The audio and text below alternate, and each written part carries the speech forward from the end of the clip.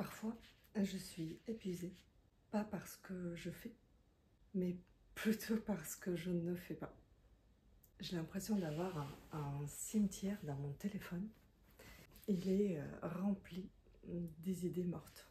Bon, je suis à nouveau en train de vous amener dans une de mes confections personnelles. Si le sujet des idées qui meurent ne vous parle pas, ne vous intéresse pas, zappez et passez à autre chose. Cela vous arrive-t-il d'avoir une super idée, de la noter, car pas le temps de la réaliser là tout de suite, et puis après, quand vous revenez sur vos notes, sur l'idée que vous avez notée, elle n'a plus autant d'impact sur vous. Elle ne vous intéresse pas autant. C'est comme si elle a perdu toute son attractivité. Eh bien moi, je compare les idées aux fruits. Une idée qui vient comme ça spontanément dans la tête, c'est comme un fruit qui a mûri et qui est prêt à être cueilli et à être consommé. Et souvent ce qui arrive, c'est quand je note les idées, et bien ils pourrissent comme des fruits dans un panier qu'on a oublié. En plus, ça fait un trop plein d'énergie pour moi. Dans ma tête, j'ai tout de suite en train de chercher à créer un scénario pas à pas. Des phrases que je peaufine, que je réécris dans mon cerveau. Je réfléchis à la musique que je vais mettre en place pour que ça soit encore plus pertinent. Je pense à tous les plans de tournage, des scènes que je pourrais créer pour bien illustrer l'idée que j'ai envie de partager.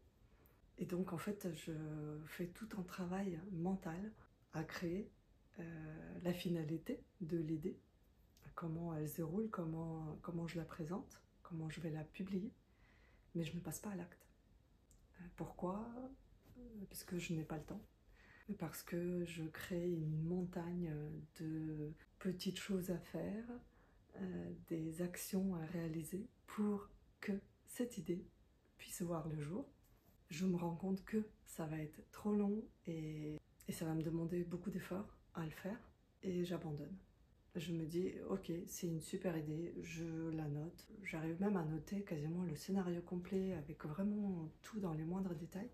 Et je me dis, un jour, quand j'aurai le temps, je le ferai.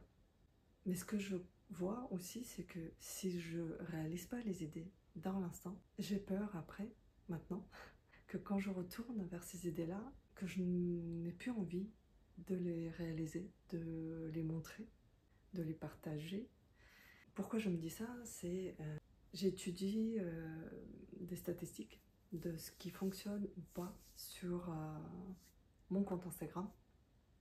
Et réellement, si je compare les choses, c'est quand je publie le jour même de l'apparition de l'idée, ou le lendemain, cette idée-là, ce reel, il a beaucoup plus d'impact. C'est un sujet qui touche vraiment les personnes et ils ont envie de commenter et de me dire ce qu'ils en pensent. C'est ce qui s'est passé sur, par exemple, quand j'ai partagé mon interrogation, ma peur sur la mise à jour de CapCut et mon désarroi, mon envie de tout plaquer et passer à autre chose. C'est ce que j'ai fait d'ailleurs, je fais tout maintenant avec InShot, je n'utilise plus du tout CapCut.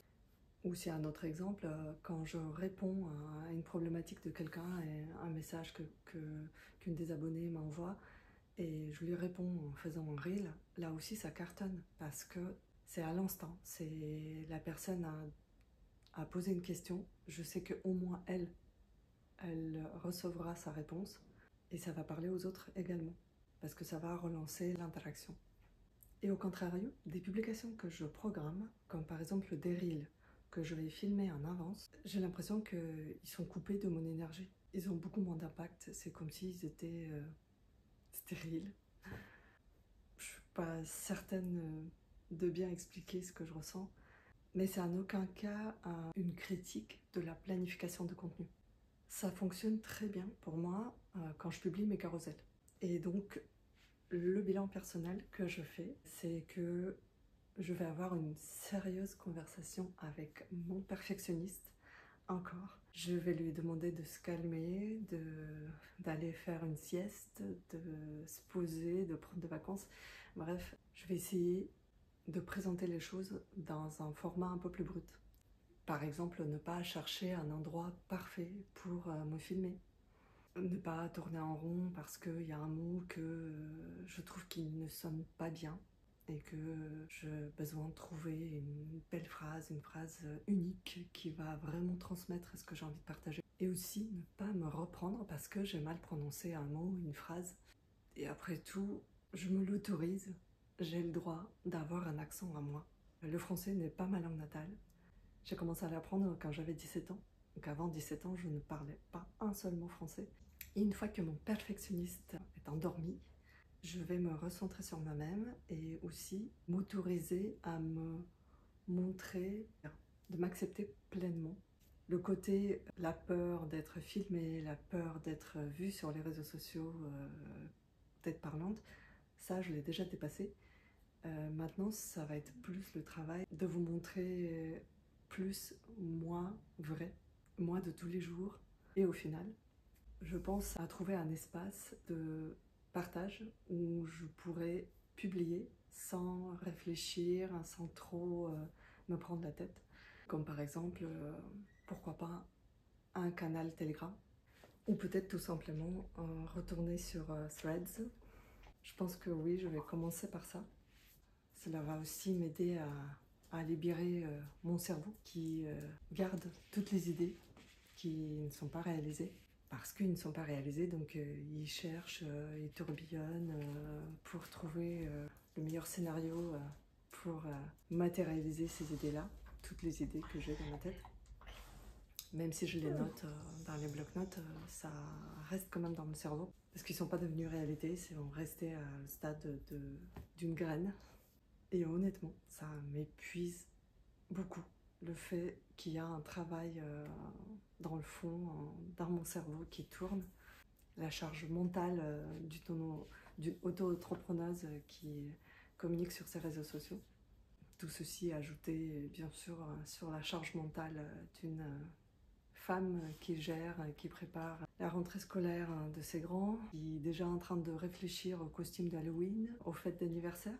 Mes grands sont nés en septembre et en novembre, donc ça va vite arriver. La liste des cadeaux, la liste des invités, des activités, etc. Donc oui, je vais tenter de recommencer ma com sur Threads, mais sans mon perfectionniste, qui va essayer sûrement de entrouvrir la porte et me dire non, non, non, non, non, on n'écrit pas comme ça, tourne mieux la phrase. J'espère que je ne vous ai pas trop angoissé avec ce sujet des idées qui meurent et qui pourrissent. Et si ça vous parle, je suis là et je suis prête à vous écouter. Si vous avez envie de partager ce que vous en pensez, est-ce que c'est un peu la même chose pour vous quand vous créez des contenus pour vos réseaux sociaux? À bientôt!